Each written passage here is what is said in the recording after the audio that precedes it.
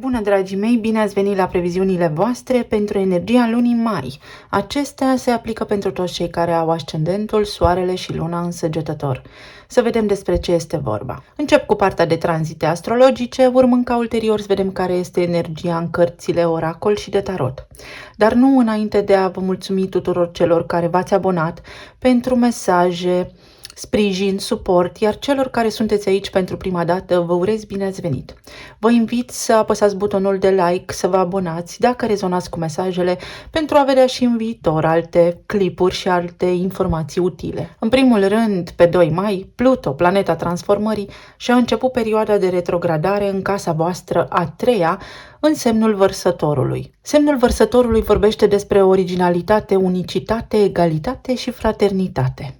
Pluto este planeta care, atunci când se mișcă pe harta natală, atinge ceva anume și transformă pentru totdeauna. Iar acest sector din viața voastră vorbește despre drumurile pe distanțe scurte, cartier, comunitate, relația cu neamul, cu frații, cu surorile, cu unchii, mătușile și așa mai departe, despre studii, comunicare, tehnologie. În acest context, în această perioadă de retrogradare, Pluto oferă o șansă de reevaluare a lucrurilor pe care anterior le făceam în tipare, în cicluri și de care nu eram conștienți. Lucrurile pe care le controlam în mod obsesiv inconștient și nu dădeau roade. Vărsătorul este tiparul unic și original. Este acel tipar pe care nu-l poate conține nimeni. Este ceva de neînțeles, tocmai pentru că este atipic, tocmai pentru că duce către genialitate și sclipire de geniu.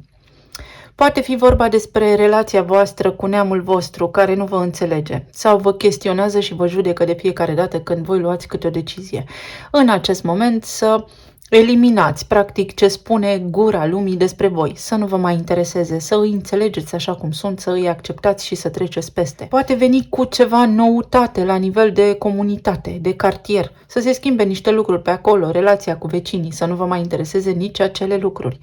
Este vorba despre o transformare totală a acestei zone pe care acum o puteți face pentru că Pluto va sta aici în Vărsător pentru următorii 20 de ani.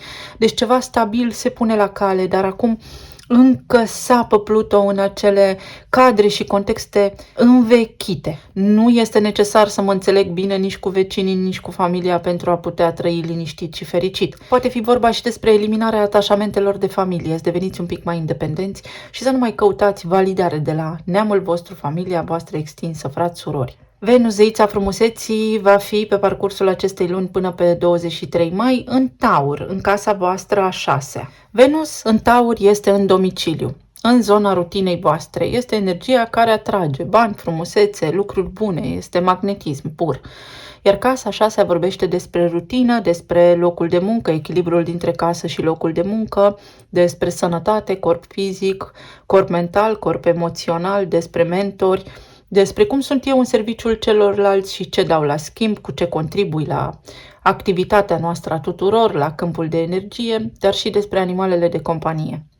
Taurul vorbește despre confort, despre materie primă, despre resurse financiare. În acest context, Venus va aduce aici stare de bine. Lucrurile parcă se aliniază așa cu planurile voastre de viață. Mai ales pentru că pe 8 mai avem luna nouă de aici din Taur, din casa a 6-a. O lună nouă înseamnă noi direcții, noi intenții. Iar casa a 6-a am explicat deja. Însă această lună nouă în Taur este prima cheie de activare a conjuncției dintre Uranus și Jupiter despre care am vorbit luna trecută. Pot apărea tot soiul de surprize, dar care au ca sens abundența și prosperitatea voastră, o viață bună, identificarea tiparelor repetitive care vă sabotează pentru ca voi să excelați, să fiți prosperi, să fiți bine și sănătoși până la urma urmei, să nu mai risipiți energie vitală acolo unde nu este cazul. Și numai departe de 15 mai și Mercur, planeta intelectului, intră aici în Taur. Avem foarte multă energie în Taur. Avem Jupiter, Uranus, Soarele, Venus și acum Mercur. Gândurile mele sunt acum realiste și concrete. Încet și sigur câștig cursa. Asta spune Mercur. Trebuie să fiu realist. Trebuie să văd cât pot face, unde pot face și cum să am grijă de sănătatea mea. Poate fi vorba despre niște idei, despre schimbarea locului de muncă, despre îmbunătățirea rutinei, despre gânduri legate de alimentație, nutriție, sănătate, mișcare și stare de bine. Energia sigur că se schimbă după data de 20 mai, când intrăm pe sezonul Gemenilor. Pe 20 Soarele intră în casa 7 în Gemeni, urmat de Venus pe 23 și de Jupiter pe 26. Se activează casa relațiilor conștiente 1 la 1. Clienți, parteneri de afaceri, prieteni buni, parteneri de viață stabil. Soarele aici vine cu entuziasm, cu discuții, cu voie bună în relații, să facem, discutăm tot soiul de lucruri care au legătură poate cu rutina noastră, tot soiul de lucruri administrative, tot soiul de lucruri concrete și tradiționale. Venus aici poate să vă aducă discuții despre cum să ducem relația la următorul nivel, despre jurăminte, despre faptul că avem încredere reciprocă unul în celălalt. Poate veni cu ieșiri sociale, cu întâlniri cu prietenii. Însă Jupiter este deja altă poveste. Este arhetipul care ne ajută să ne extindem, să devenim mai înțelepți. Lucrează cu materialul clientului. Cu cât este vibrația mai înaltă, cu atât mai bine în zona relațiilor. Jupiter s-a mai regăsit în această poziție în 2012, acum 12 ani. Și avem un termen de comparație cu evenimentele de atunci față de cele din momentul prezent. Să vedem unde ne putem dezvolta, cum ne putem dezvolta. Ce am început noi atunci și ce s-a extins în viața noastră. Poate fi inclusiv o cerere în căsătorie sau trecem la alt nivel, ne mutăm împreună la casa noastră. Pe 23 mai avem luna plină în Săgetător la voi în casa întâi. O lună plină vine cu concluzionare, cu finalitate, iar voi, Săgetătorul, sunteți semnul care explorează, care se extinde, care trage repede concluzia. Deci este o lună plină care vă ajută pe voi acum să înțelegeți ceva despre voi înșivă. Să știți care este următorul pas pe care îl veți face. S-a tras o linie. Ce am realizat în ultimele 6 luni, ce pot schimba, ce pot corecta. Sunt mulțumit de acțiunile mele, sunt mulțumit de viața mea. Ce pot face de acum încolo să mă extind și mai mult, să evoluez, să progresez. Această lună plină vă poate aduce începutul unei diete, o concluzie legată de corpul vostru fizic, să faceți mai multă mișcare sau să schimbați mici lucruri, să transformați ceva în viața voastră. Mai avem în această lună un eveniment foarte important și anume renașterea planetei Marte în Berbec. Marte este în Berbec pe parcursul acestei luni, însă pe bolta cerească n-a mai fost vizibil de 6-7 luni. În astrologia veche și în literatura de specialitate se folosește termenul de renaștere. Iar voi aveți Berbecul în casa a 5-a. Copilul interior, copiii mei, poate fi vorba despre creativitate, despre bucuria vieții, noi proiecte, noi intenții. Ce vreau eu? Care este voința sufletului meu? Hobby-urile mele? Ce-mi place să fac? Marte acum aduce determinare, dorință, voință, putere și energie să începeți lucruri noi. O relație nouă de iubire care să fie repede dusă într-o zonă de relație stabilă pentru că rezonați și simțiți la fel. Copii sau vindecarea copilului interior, să faceți ceva acum ce v-ați dori să faceți încă din copilărie. Se reia acel ciclu din anul 2012, poate pentru unii să reluați ceva ce a fost atunci. Este o lună foarte bună și benefică pentru toată lumea de altfel, de care putem profita din plin. Să vedem. Pluto în poziție întoarsă. Transformarea. În casa voastră a 3-a. V-a fost greu să faceți ceva sau este aici o conexiune legată de neamul vostru, familia voastră extinsă, comunitate, cartier care poate vă displace. Poate a trebui să compromiteți ceva sau poate trebuie să vă uitați la toate lucrurile de care aveți voi parte acum printr-o perspectivă unică, originală. Mai vorbim aici despre lucruri care țin de evoluția voastră, cursuri, pregătire și îmbunătățirea capacităților voastre, a talentelor voastre, a skill-urilor voastre, competențe, să le spunem așa. Este vorba despre evoluție și despre a ține pasul cu tehnologia. Aici este nevoie de un upgrade, de o îmbunătățire. Transformă acea casa a 3-a pentru voi, Pluto. Aici avem nodul sud în balanță. Pentru voi nodul sud se regăsește în casa a 10-a a profesiei. Suma tuturor lucrurilor pe care eu le-am făcut până acum sau ce-mi vine mie cel mai ușor să fac. Păi cel mai probabil ce am învățat de la mama și de la tata, ce am văzut la mama și la tata. Voi aveți ocazia și oportunitatea ca noi toți de altfel să vă îmbunătățiți viața, să ajungeți să aveți parte de prosperitate, să construiți un imperiu. Însă din loialitate față de neamul nostru, dacă ei nu au fost bogați, nici noi nu vom fi bogați. Astfel că puteți sparge această karmă care ține de neam, de linie transgenerațională și puteți să deveniți independenți și pe cont propriu. Mai poate fi vorba despre faptul că nu ați putut progresa la nivel de profesie atât de repede. Pentru a putea progresa, este nevoie de pregătire mai multă. Această lună vă oferă vouă oportunitatea de a vă pregăti mai mult, de a face o schimbare chiar și la nivel de serviciu, dar care să fie susținută de niște diplome, de o pregătire profesională foarte bună și riguroasă. Transformare personală. Cu luna aceea plină în casa întâi, sigur că există așa ceva, dar și la nivel de credințe. Îmi schimb percepția despre viață, este casa voastră a noua, este și modalitatea în care vă câștigați banii, dar și cum vă comportați voi în relațiile voastre. Aici este legat de arhetipul patern. Este legat de relația cu tata. Tot ce a făcut tata, fie v-a plăcut, fie v-a displăcut total. Și atunci este momentul să deveniți independenți și să faceți lucrurile ca prin voi înșivă, pentru că voi nu sunteți nici persoana, nici numele, nici prenumele vostru. Sunteți sufletul vostru manifestat în planul fizic. O, și vieți anterioare, unde ați jurat credință neamului, într-o oarecare măsură, să spunem așa. Este acea oportunitate de a înțelege karma de neam, pentru că acolo îl aveți pe Pluto, dar și karma care poate să aibă implicații la nivel de relații. Închiderea karmei și activarea iubirii pure, necondiționate, posibilitatea de a avea o relație stabilă, armonioasă. Aici avem primăvara, începuturi de care puteți avea parte.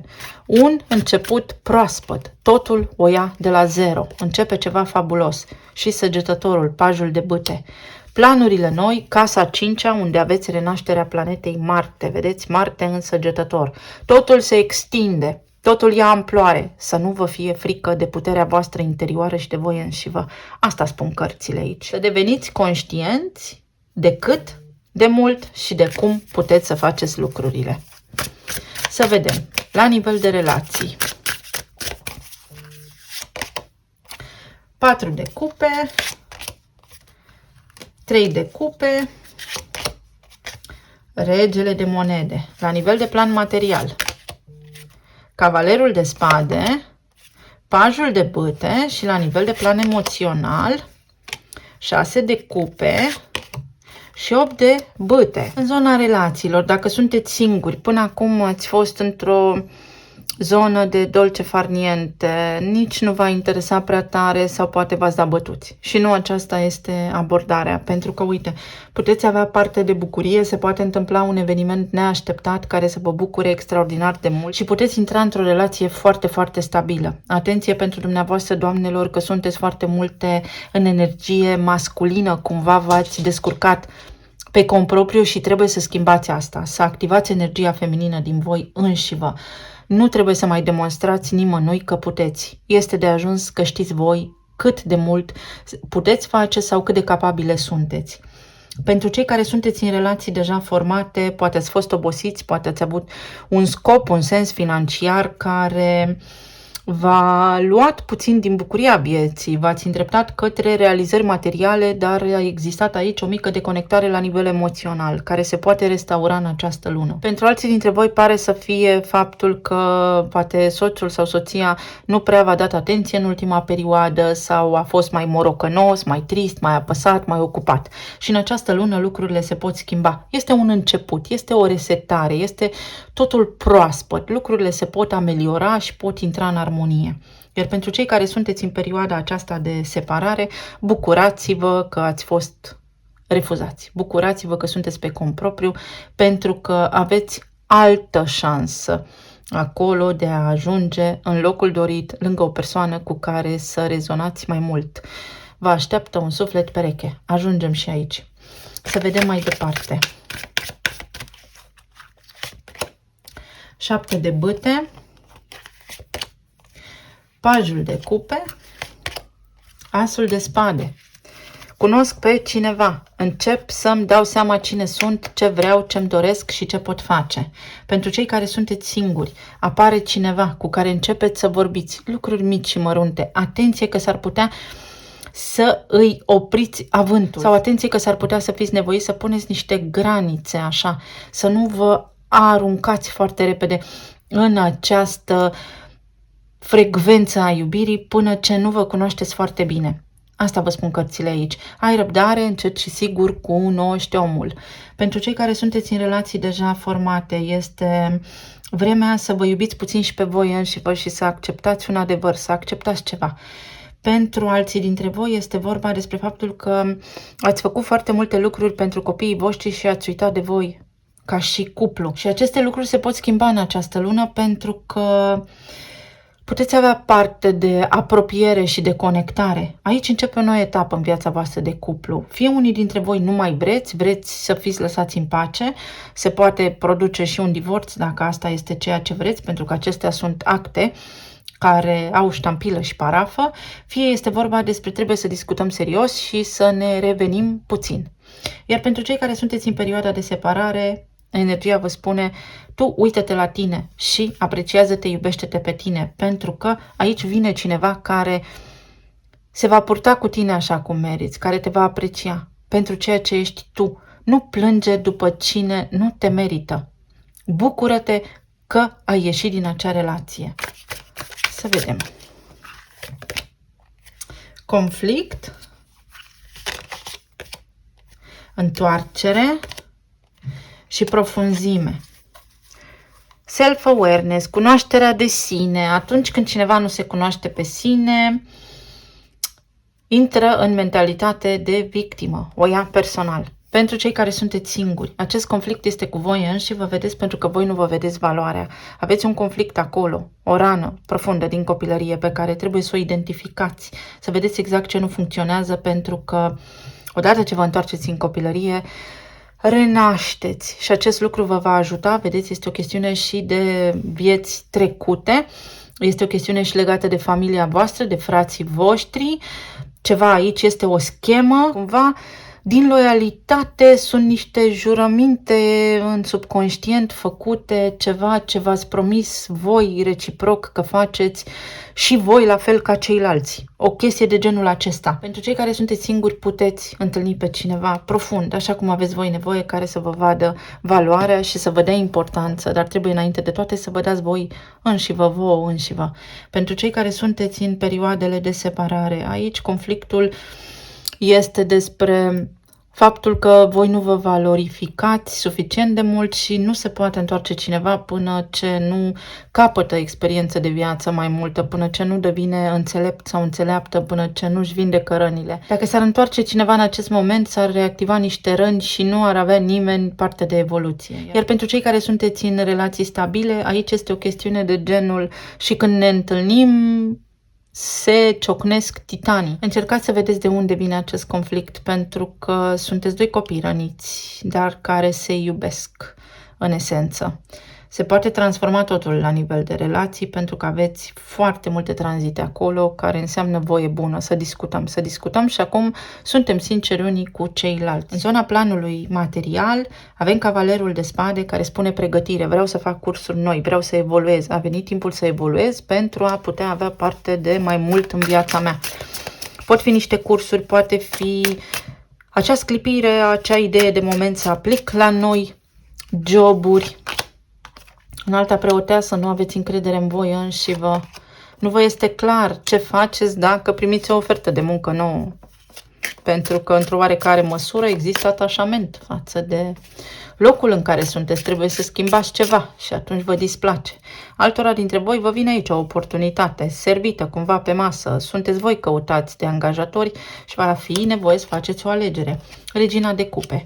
Să alegeți intuitiv, dar pe de altă parte să alegeți și jobul sau oportunitatea prin care creșteți și personal, creșteți și spiritual din asta. Să nu conteze și să nu primeze doar banii. Pe de altă parte aici este vorba despre o energie feminină care vă ajută pe voi să evoluați, vă dă niște idei foarte bune și vă ajută realmente să aveți parte de progres. 6 de bâte, victorie, orice ați traversat voi aici la nivel de plan profesional, de plan material, financiar, veți avea parte de o creștere și de o bucurie, de bani în plus, niște bani care vă sunt datorați, poate de o energie feminină din alte vieți. Voi aveți talent la scris sau veți semna un contract, un nou contract. Sau este timpul să vă faceți autoevaluarea, metaforic sau chiar fizic, și să vă apreciați mai bine, să vă negociați salariul. și mecanic. Voi trebuie să faceți schimbările. Dacă există aici provocări și neplăceri, voi sunteți cei care le veți rezolva. Vă displace ceva? Spuneți ca să se poată repara. Spuneți, manifestați acest lucru, gândiți, atașați emoție și acționați. În zona planului emoțional, un suflet pereche din alte vieți își poate face apariția sau sunteți deja alături de un suflet pereche din alte vieți care, în esență, și dacă pare și dacă nu pare, tot la evoluție vă ajută. Pentru alții dintre voi este reconectarea cu niște prieteni dragi din copilărie sau un proiect, un talent, ceva ce v-a plăcut vouă cândva să faceți, poate în 2012, poate ieși acum la suprafață, puteți relua ceva din trecut. 4 de cupe, ceva ce nu v-a ieșit atunci și care v-a descurajat, poate atunci. Uite, bucuria de acolo vine, vedeți?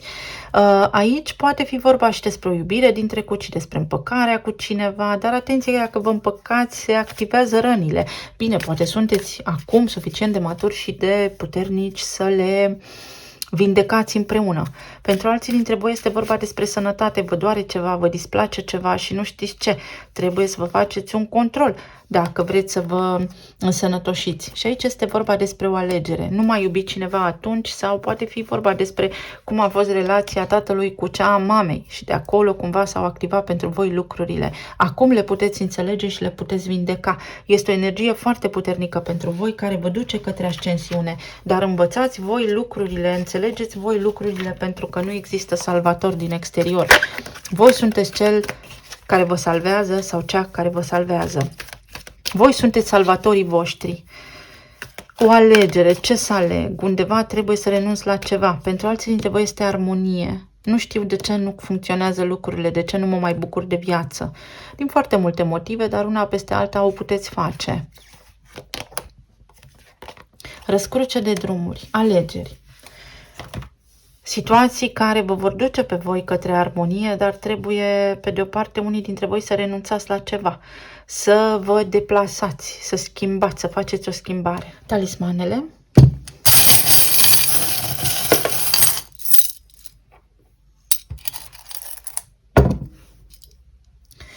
Valoare, valoare, suflet pereche. Cumva în viețile anterioare sau în copilăria voastră ați avut această rană a umilinței sau a abandonului, fiecare după caz, după context și de acolo au pornit lucrurile, dar uite că se poate restaura relația de cuplu, puteți să vă găsiți pe cineva, vă puteți chiar și împăca cu cineva, va fi liber arbitru aici foarte mult. Niște vești, uite, cineva care vă spune te iubesc. Aveți parte de iubire în această lună. Vă conectați cu cineva din trecut, din copilărie, cineva la care nici nu vă gândiți sau pur și simplu apare cineva din trecutul vostru și vorbesc aici despre alte vieți. Și se închide o karmă. Se sparge un zid al ghinionului. Începeți o călătorie sau veți călători sau este o nouă direcție în viață pe care o puteți avea acum. O situație care se liniștește, curajul de a vorbi. Cu atâta energie în Gemeni în casa a 7-a, sigur că da, am curajul de a vorbi, am curajul sau îmi dau seama dacă vreau să-mi repar relația sau nu. Sau în sfârșit știu pe cine vreau sau dacă vreau ceva sau nu. O surpriză plăcută, un cadou, vești bune, o mărire de salariu, bani, abundență, soarele, un copil, o sarcină poate fi. O rană care se închide, vedeți? O rană veche se vindecă, se poate vindeca prin schimbarea frecvenței. Pentru alții sunt studii de calificare, certificări. Uite, studii. Trebuie să faceți niște studii sau este recomandat, evident, decizia va aparține. Este conceptul de a-mi înțelege puterea, de a ști de unde vine mie puterea.